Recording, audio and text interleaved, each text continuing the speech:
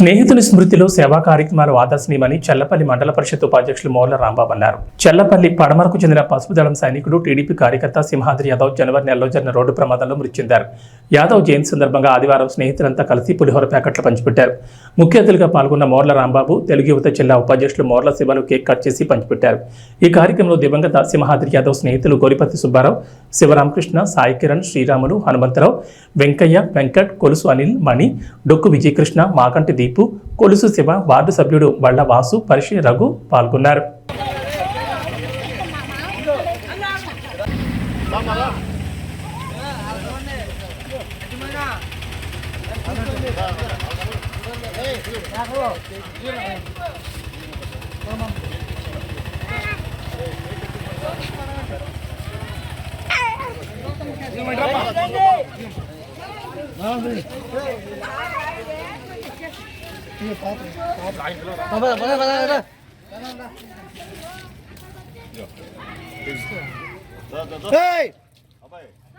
మరి ఈరోజు పడమరకు చెందిన సింహాద్రి యాదవ్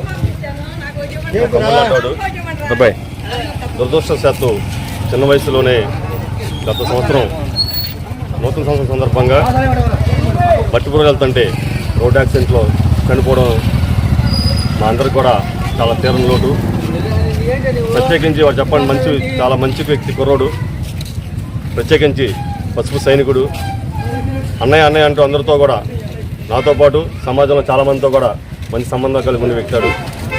మరి ఈరోజు అతను పుట్టినరోజు సందర్భంగా పడవ వీధి యాదవ్ యూత్ కుర్రోళ్ళందరూ కూడా ఈరోజు వాడి జన్మదిన కార్యక్రమం చేసి అదేవిధంగా పులిహార పంచబట్టడం జరుగుతుంది.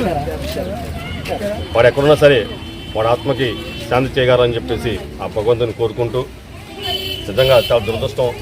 ఈ సందర్భంగా అతను గుర్తు చేసుకోవడం చాలా బాధగా ఉంది. అయినా సరే